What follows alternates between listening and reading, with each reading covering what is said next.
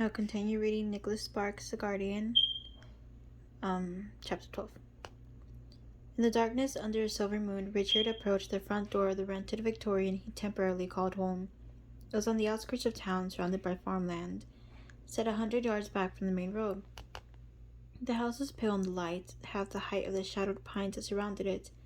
Though somewhat neglected, it still retained an old-fashioned charm, with trim and wainscoting that brought to mind a lace-trimmed invitation to a party at the home of the governor. The property needed attention. What had once been a well-kept garden had become overgrown with weeds and kudzu, but the overgrowth didn't bother him. There was beauty in the randomness of nature, he thought, in the curved and crooked lines of shadows at night, in the varying colors and shapes of branches and leaves in daylight. Inside, however, he preferred order. Randomness at the door, and as he pushed his way inside, randomness ended at the door, and as he pushed his way inside, he flipped on the lights. The rented furniture, not much, but enough to make the home presentable, was not to his taste. But in a small town like Swansboro, choices were limited. In a world of cheap products and polyester-jacketed salesmen, he'd chosen the least offensive items he'd been able to find: tan corduroy couches and oak laminated end tables, plastic lamps, and fake brass. Tonight, however, he didn't notice the decor.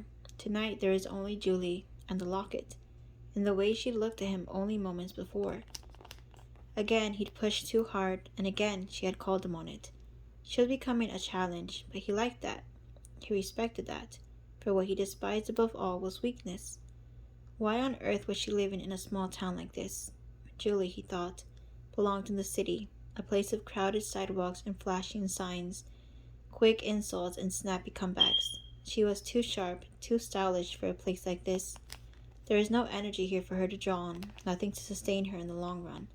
Strength, if unused, wasted away. And if Julie stayed, he knew she would grow weak, just as his mother had grown weak. And in time there would be nothing to respect. Just like his mother, the victim, always the victim. He closed his eyes, retreating to the past. It was 1974, and the image was always the same. With her left eye swollen shut and her cheek purple, his mother was loading a suitcase into the trunk, trying to move quickly. The suitcase held clothes for both of them. In her purse she had $37 in assorted change. It had taken almost a year to save that much. Vernon handled the finances and gave her just enough to do the shopping. She wasn't allowed to touch the checkbook and didn't even know what bank he used to cash his paychecks. The little money that she had been collected from the sofa cushions, coins that had fallen from his pockets as he dozed in front of the television. She'd hidden the coins in a box of laundry detergent on the top shelf in the pantry, and every time he went that way, her heart had hammered in her chest. She told herself she was leaving for good this time. This time he wouldn't talk her into coming back. She told herself she wouldn't believe him, no matter how sweet he was to her, no matter how sincere his promises were. She told herself that if she stayed again, he would kill her.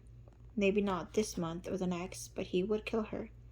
And then he would kill their son. She told herself all these things and repeated them almost like a mantra, as if the words would give her the strength to go. Richard thought of his mother on that day, how she had kept him home from school, how she told him to run inside and grab the loaf of bread and peanut butter because they were going on a picnic, how she told him that he should bring a jacket too in case the temperature dropped. He was 6 years old and did as his mother told him, even though he knew she was lying.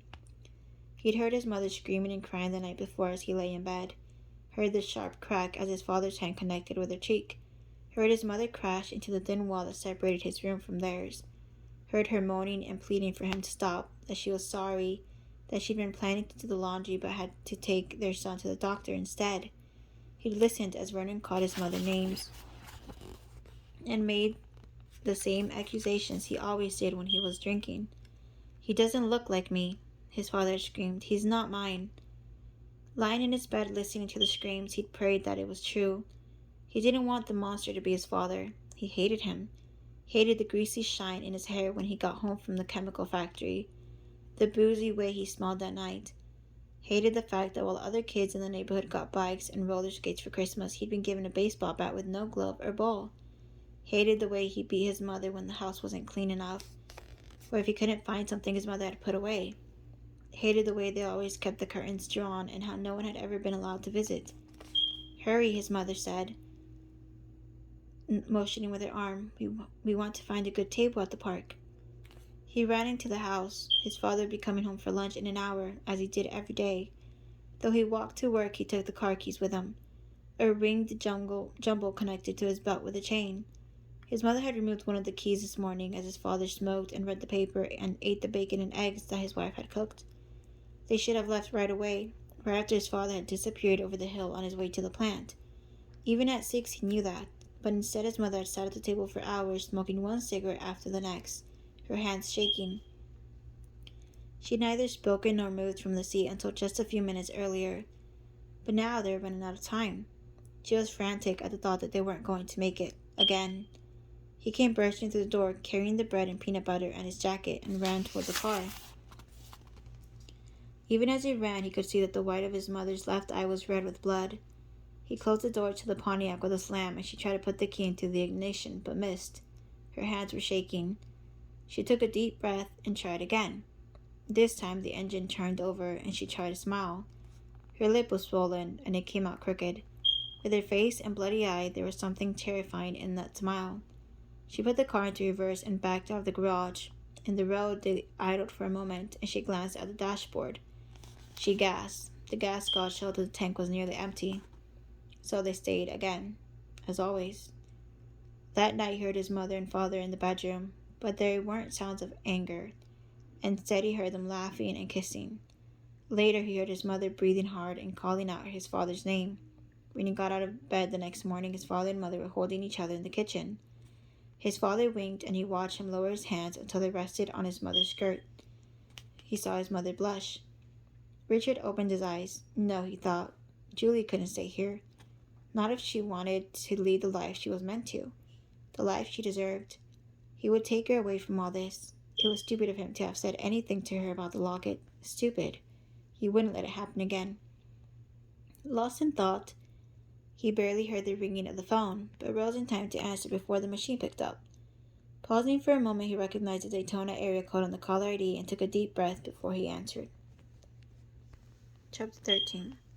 In the darkness of her bedroom, with an allergy headache raging, Julie threw her spare pillow at Singer. Would you please shut up? She moaned. Singer ignored the pillow. Instead, he stood near the bedroom door, panting and growling, obviously wanting Julie to get up and let him outside so he could, as only dogs can, investigate things.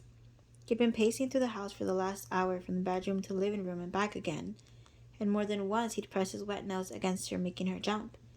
She pulled the pillow over her head, but it wasn't enough to block out the sound, and the compression only made her head feel worse. There's nothing out there, she muttered. It's the middle of the night and my head hurts. I'm not getting out of bed. Singer continued growling, not a sinister growl, not a snarl, but the sound he made when men came to check the electric meter, or, God forbid, tried to deliver the mail. Just a pain in the neck rumbling too loud to ignore. She threw her last pillow at him. Singer retaliated by crossing the room silently and pushing his nose into her ear. She sat up, wiping at her ear with her finger. That's it. That does it. Singer wagged his tail, looking satisfied. Now we're getting somewhere. Come on. He trotted out of the room, leading the way.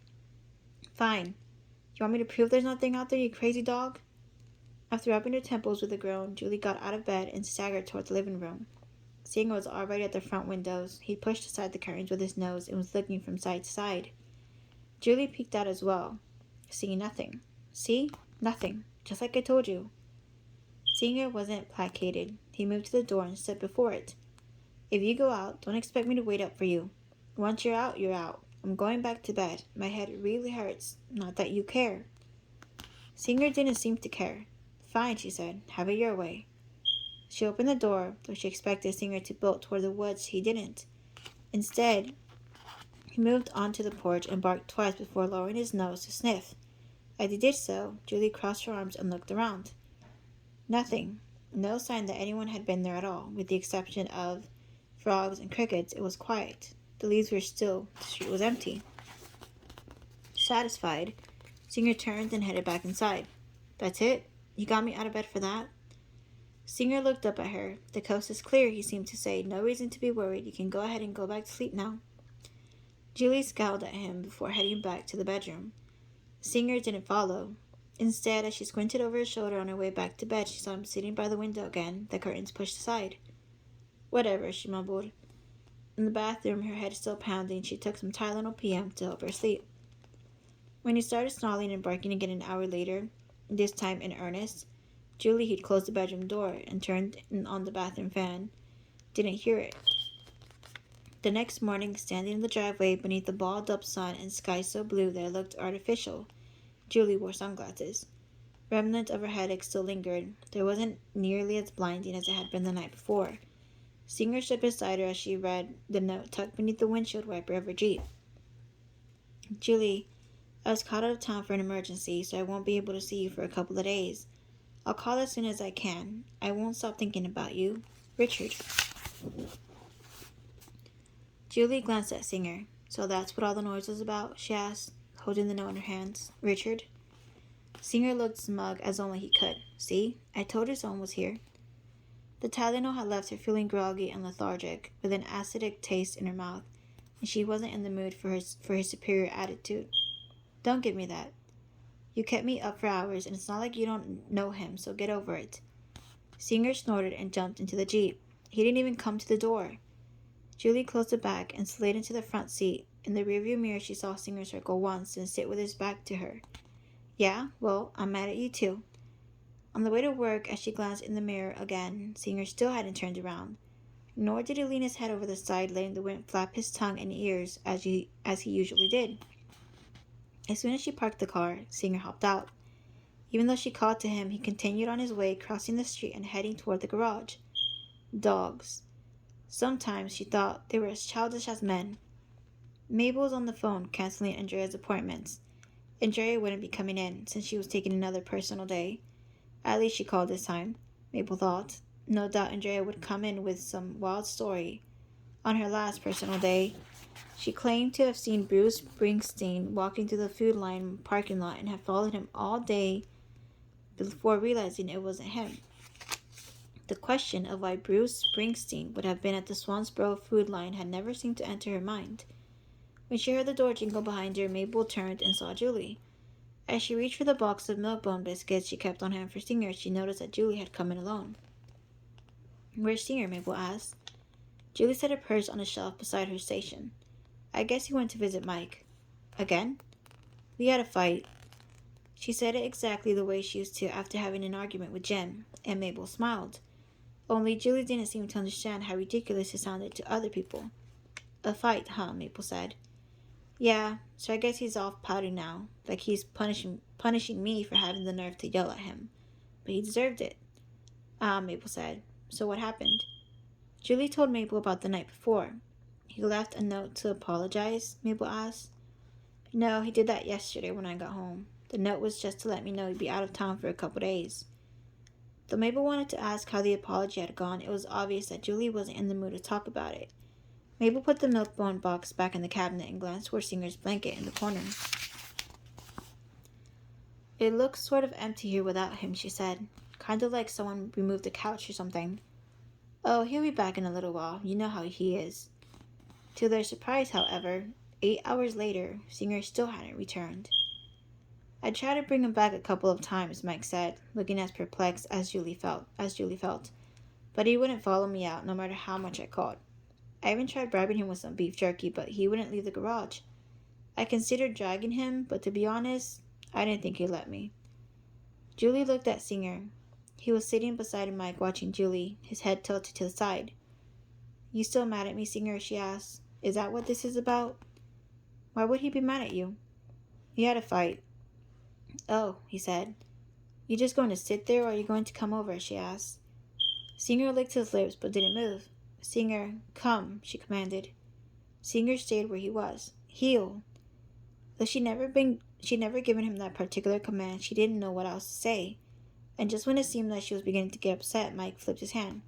"Go on, Singer, before you get in bigger trouble." At Mike's command, Singer stood and reluctantly, it seemed, went to Julie's side. She put her hands on her hips. "So you're listening to Mike now?" Don't blame me, Mike said, trying to sound innocent. I didn't do anything. I'm not blaming you. I just don't know what's gotten into him lately. Singer sat beside her and looked up. So what did he do here all day? Snoozed, stole my turkey sandwich when I got up to get a drink, went around back to do his business. Sort of like he just moved in for the day. Did he seem strange to you? No, not at all. Aside from being here, he seemed fine. He wasn't angry? Mike scratched his head, knowing that she viewed it as a serious question. Well, to be honest, he didn't mention anything, not to me anyway. Want me to go ask Henry? Maybe they talked while I was out or something. Are you making fun of me? No, never. You know I'd never do something like that. Good. After almost losing my dog to someone else, I'm not exactly in the mood for joking right now. You didn't almost lose him. He was with me. Yeah, and now he likes you better. Maybe he just misses me. I'm quite addictive, you know. For the first time since she'd arrived, Julie smiled. You are, huh? What can I say? It's a curse. Julie laughed. It must be tough being you. Mike shook his head, thinking how beautiful Julie looked. You have no idea. An hour later, Julie was standing over the sink in her kitchen, gamely holding on to the dish towel she'd hastily wrapped around the broken faucet, doing her best to stem the flow of water that had exploded toward the ceiling like a domestic geyser. She grabbed another towel, adding it to the others, then tightened her grip, which reduced the spray somewhat. Unfortunately, it also routed some of the water her way. Could you give me the phone? She shouted, holding her chin high to keep the water from hitting her face. Seeing her trapeze to the living room, a moment later with her free hand, Julie took the portable phone from his mouth. She hit the first number on her speed dial. Mike was on the couch munching on Doritos, his fingers frosted with orange powder, a can of beer wedged between his legs, along with the Big Mac he'd picked up and finished on the way home. This was dinner. On the couch beside him was his guitar, and as always, once he'd finished playing, he closed his eyes and leaned back, imagining Katie Couric describing the scene to a national television audience. It's the most anticipated concert event of the year, Katie gushes, with a single album. Michael Harris has set the music world on fire. His first album alone has already sold more than the Beatles and Elvis Presley did in their entire careers combined, and the televised concert is expected to have the largest viewing audience in history. It's being broadcast simultaneously around the globe to an estimated 3 billion people, and the live crowd is estimated to be approaching 2 million. This is history in the making, folks. Smiling, Mike slipped another Doritos into his mouth. Oh yeah, he thought. Oh yeah. You can hear the crowd behind me chanting his name. It's amazing how many people he's affected. People have been coming up to me all day telling me that Michael Harris has changed their lives with his music. And here he comes now. Katie's voice is drowned out as the crowd surges forward and erupts in deafening applause. Mike walks on stage holding his guitar. He scans the crowd. The audience goes insane. The sound is ear-shattering. He is showered with flowers as he moves toward the microphone. Women and children are overcome at the sight of him. Men, fighting their jealousy, wish they could be him. Katie nearly passes out. Mike taps the microphone, signaling he's almost ready to begin. And suddenly the audience quiets. They are waiting for him, but he doesn't start playing right away. Seconds pass, then more seconds, and by now the audience is shaking with fevered expectation. But still he lets the anticipation build. And it does until it's almost unbearable. The audience feels it. Katie feels it. Billions of people watching their television feel it. Mike did too. On the couch, he let the adoration wash over him, his hand on the bag of Doritos. Oh yeah. When the phone on the table beside him suddenly blared like an alarm, Mike was ripped from the fantasy and he jumped. His hand jerked upward, sending a volcanic eruption of Doritos in all directions and spilling the beer into his lap. Acting on instinct, he tried to brush off the beer, but it didn't do much except leave orange streaks on his crotch. Crap, he said, setting aside the empty can and bag. He reached for the phone with one hand while trying to brush at the beer stain. More streaks. Come on, he said. Stop that. The phone rang again before he picked it up. Hello? Hey, Mike, Julie said, sounding stressed. You busy? The beer kept soaking through the fabric, and he shifted slightly in the hopes of getting more comfortable. This did no good. Instead, the beer worked its way around to the seat of his pants. Now there, he thought, was a squishy feeling he could do without. Not really. You sound distracted. Sorry about that, just had a little accident here involving my dinner. Excuse me? Mike reached for the bag and started picking the Doritos off of his guitar. It's nothing serious, he said. I'll be okay. So what's up? I need you. You do? As his ego inflated, he momentarily forgot about the mess he was sitting in. My faucet exploded. Oh, he said, his ego deflating just as quickly. How'd that happen? How should I know? Did you jerk it or something? No, I just tried to use it. Was it loose before? I really don't know, but can you come over or not?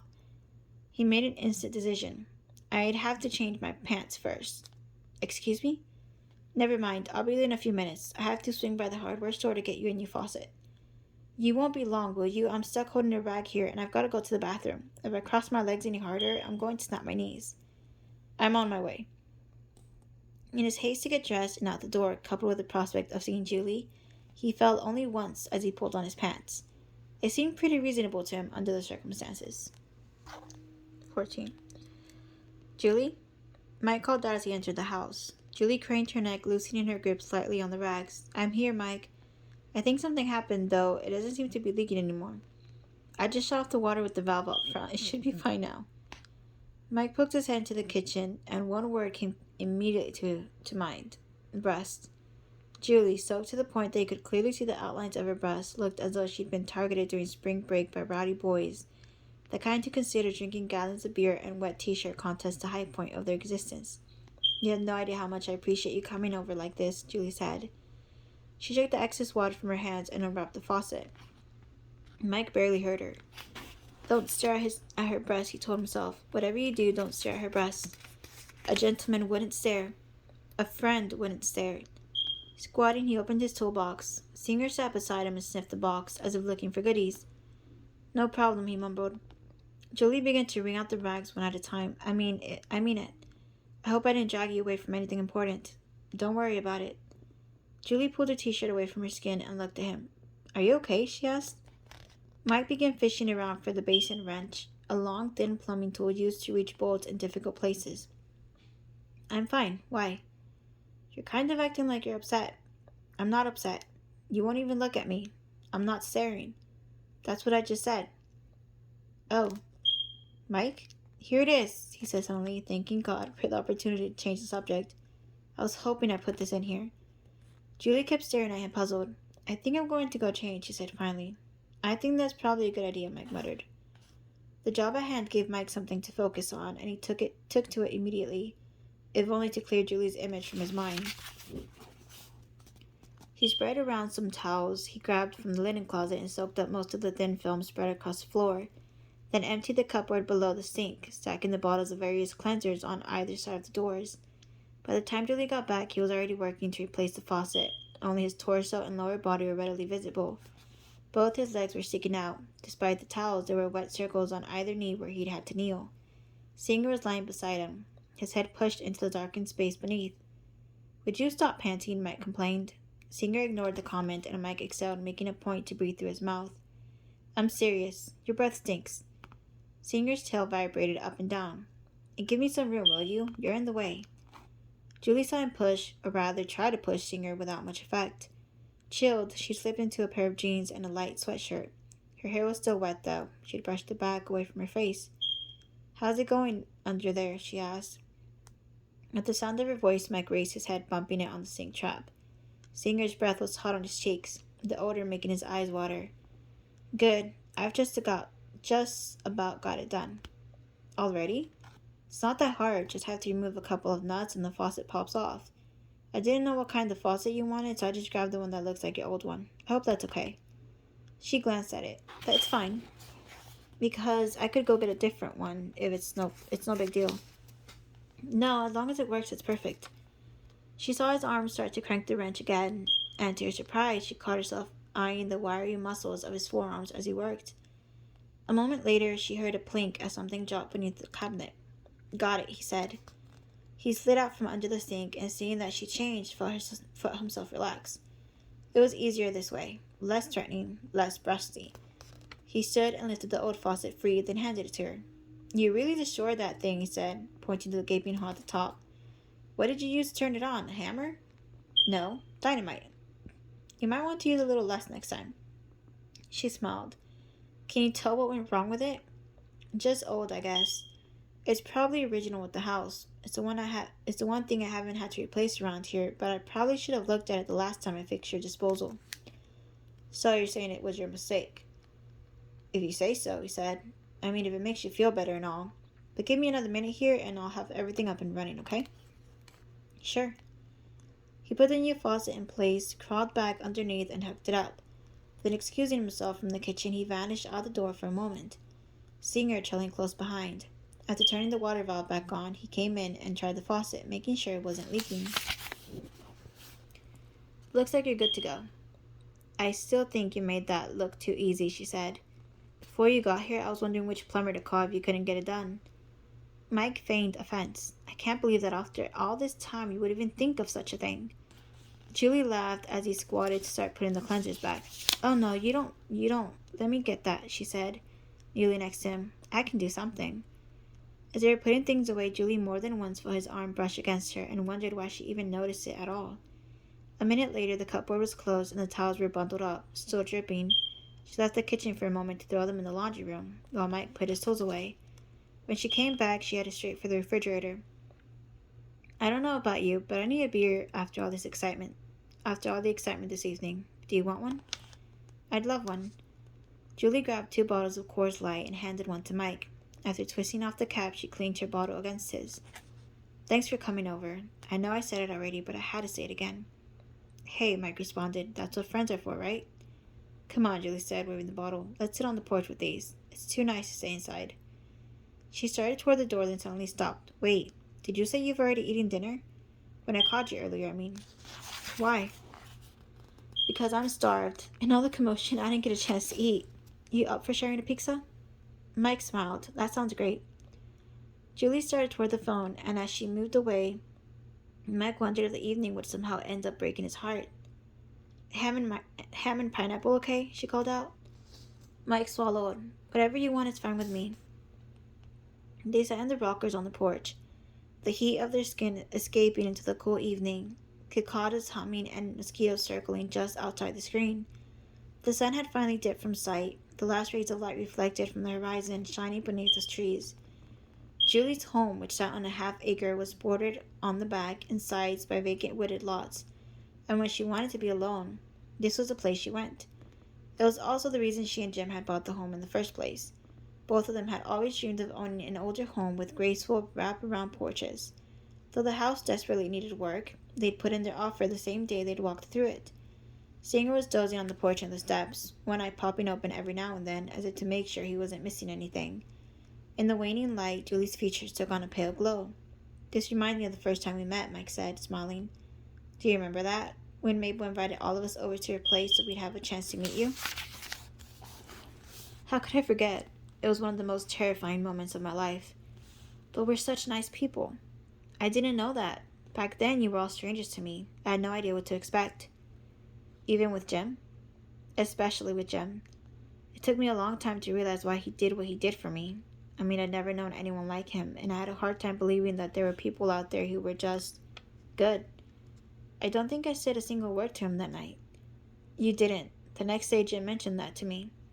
He did? Not in a bad way, and in a way he told us beforehand not to expect you to say much. Said you were kind of timid. He did not. He called you mousy. She laughed. I've been called a lot of things, but mousy isn't one of them. Well, I think he said that just so we'd give you a chance. Not that we really needed an excuse. The fact that both he and Mabel liked you was enough for us. Julie paused for a long moment, looking almost forlorn.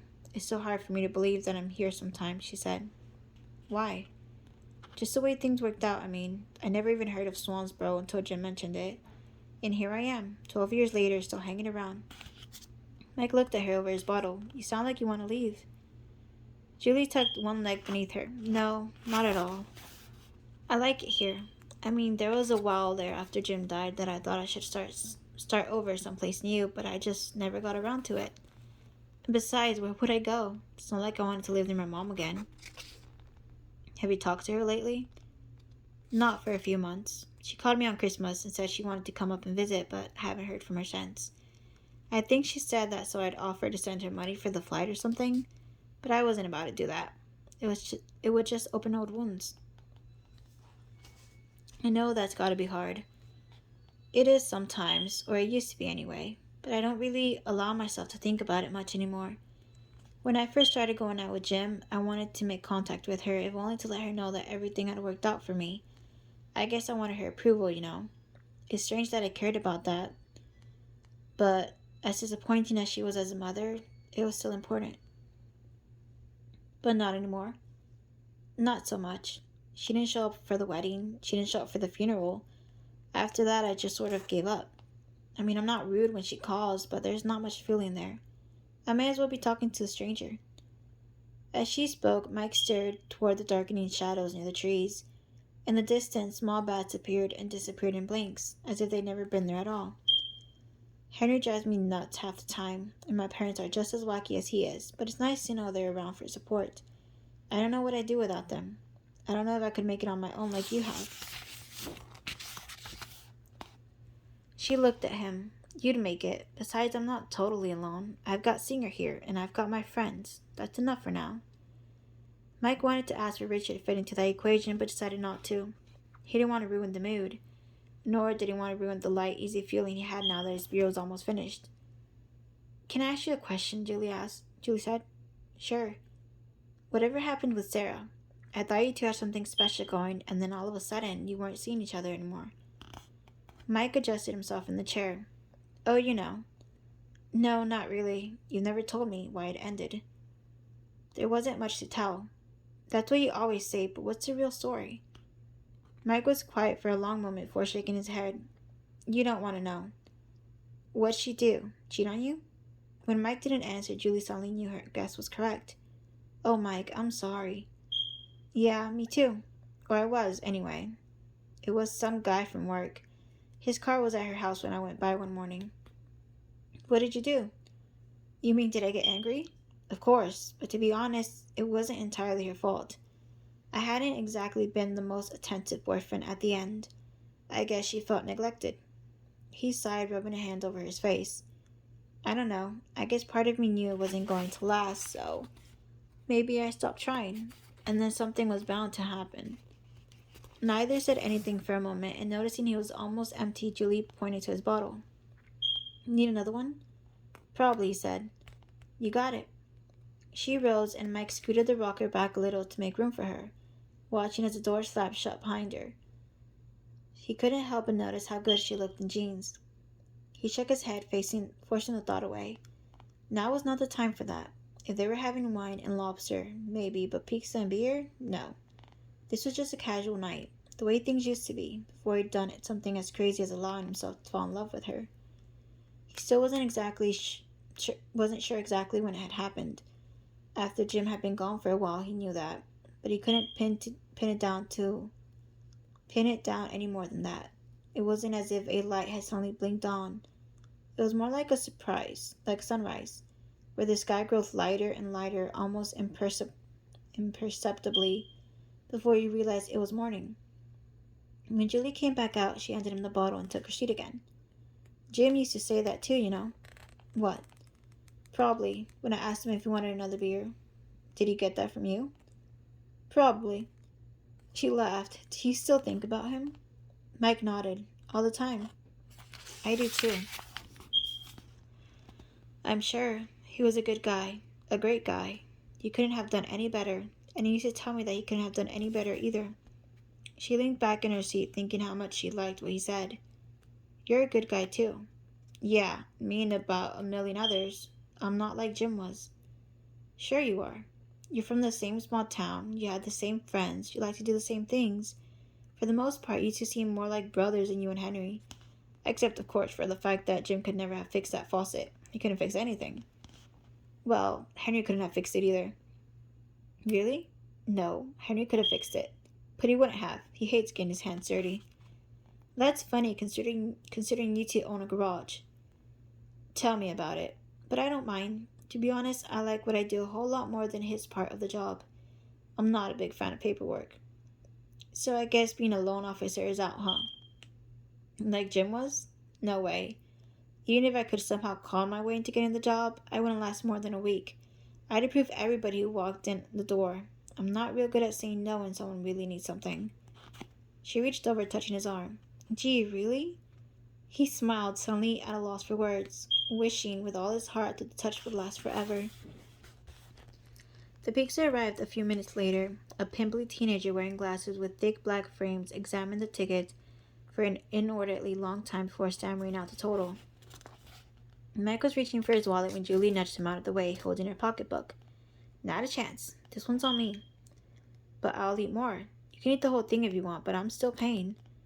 Before he could object again, Julie handed the delivery boy the money, telling him to keep the change, then carried the box back into the kitchen.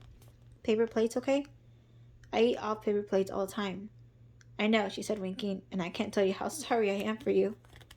For the next hour they ate together, talking quietly in the familiar way they always did. They talked about Jim and things they remembered. And eventually the subject changed to happenings around town and the people they knew.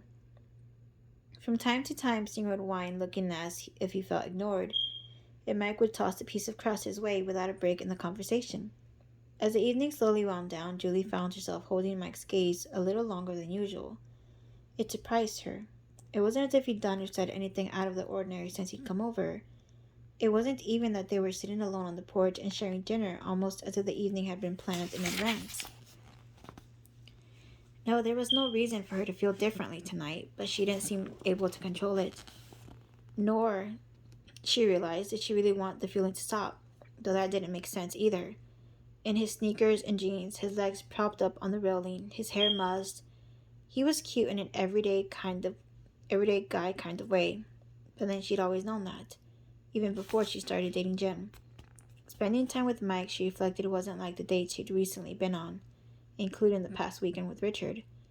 There was no pretension here, no hidden meanings in the phrases they spoke, no elaborate plans designed to impress the other. Though it had always been easy to spend time with Mike, she suddenly realized that in the whirlwind of the past couple of weeks, she'd almost forgotten how much she enjoyed it. It was what she'd most enjoyed about being married to Jim.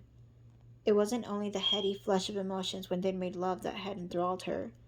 More than that, it was the lazy mornings they spent reading the newspaper in bed while drinking coffee, or the cold December mornings they'd planted bulbs in the garden, or the hours they'd spent piecing through various stores, picking out bedroom furniture, debating the merits of cherry or maple. Those were the moments she'd felt most content, when she finally allowed herself to believe the impossible. Those were the moments that all seemed right with the world. Remembering those things, Julie watched Mike eat, the corners of her mouth upturned slightly. He was fighting long strings of cheese that ran from his mouth back to the slice, making it look more difficult than it was. After taking a bite, he would sometimes sit up suddenly and fumble with the piece, using his fingers to keep the toppings from sliding off or the tomato sauce from dripping. Then, laughing at himself, he would swipe at his face with a napkin, mumbling something along the lines of, "Almost ruined my shirt with that one." That he didn't take himself too seriously or mind when she didn't either, made her warm toward him in a way that reminded her of how she imagined old couples felt as they sat on park benches holding hands. It was still on her mind a few minutes later when she followed him into the kitchen, both of them carrying the remains from dinner, and watched him find the cellophane in the drawer by the oven without having to ask where it was. As he took it upon himself to wrap the pizza and place it in the refrigerator, then automatically reached for the garbage when he noticed it was full. There was a moment, just a moment, when the scene seemed as if it weren't happening now, but as if it were taking place sometime in the future. Just an ordinary evening in a long procession of evenings together. "I think we just about got it all," Mike said, looking around the kitchen. The sound of his voice brought Julie back, and she felt her cheeks redden slightly. "Looks that way," she agreed. "Thanks for helping to pick up around here." For a long moment neither of them spoke, and Julie suddenly heard the refrain she lived with the last couple of years start up, as if a recording had been switched on. A relationship with Mike? No way. Not a chance. Mike brought his hands together, interrupting the thought before it went any further. "I should probably get going. I have an early day tomorrow." She nodded. "I figured I should probably get to bed soon, too. Singer kept me up last night for hours." What was he doing? Whining, growling, barking, pacing, pretty much whatever he could do to bug me. "Singer, what's going on?" Oh, Richard came by last night. You know how Singer gets around you people. It was the first time that Richard's name had come up all evening, and Mike suddenly felt his throat catch, as if someone were pressing a thumb to it. Richard was here last night? He asked. No, not that way. We weren't on a date or anything. He just came by to leave a note on my car to let me know he'd be out of town. Oh, Mike said. It was nothing, Julie added, suddenly feeling the urge to clarify. So, what time was this? Mike asked. Julie turned to the clock on the wall as if she needed to see the position of the hands to remember. I guess around 2 or so? That's when Singer started anyway. Like I said, it went on for a while. Why? Mike pressed his lips together, thinking. And Singer growled the whole time? I guess I was just wondering why he didn't leave the note before he left in the morning, he said. Julie shrugged. I have no idea. Maybe he didn't have time? Mike nodded, wondering whether to say more, then finally decided not to. Instead, he reached for his toolbox and the faucet he would replace, not wanting the evening to end with something that might come across the wrong way. He took a small step backward. Listen.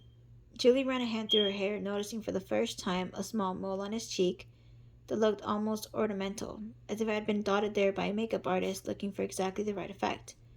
Why, she wondered, did she see that now? I know you've got to go, she said, cutting off the thought. Mike shifted from one foot to the other, not knowing what else to say. He held up the faucet. Well, thanks for calling me about this. Believe it or not, I'm glad you did. Had a great time tonight. Their eyes met and held for a moment before Mike glanced away. Julie felt herself exhale. She didn't even realize she'd been holding her breath, and despite herself, she found her eyes sweeping over Mike as he walked ahead of her to the door. The jeans fit snugly around his rear, and she felt her cheeks redden again, the blood rushing to the surface like silt stirred from the bottom of a country pond. Her eyes jerked upward as Mike turned the door handle. For a moment, she felt as if she'd been watching someone at a party from across a crowded room, someone she'd never seen before in any other situation at any other time. She would have laughed at the absurdity of it all, but strangely she couldn't. After saying goodbye, she stood in the doorway watching as Mike went to his truck. In the moment before he closed the door, with the dome light above him glowing like a filtered halo, he waved. Julie returned the wave and then watched as the red taillights of his truck receded into the distance. For almost a minute, she stood on the porch, trying to make sense of her feelings. Mike, she thought again. Mike. Why was she even bothering to think about it? It wouldn't happen. Crossing her arms, she laughed to herself. Mike. Sure, he was nice. Sure, he was easy to talk to. And yes, he was cute. But Mike? The whole thing, she suddenly decided, was preposterous. A bunch of nonsense. Julie turned to go in. Wasn't it?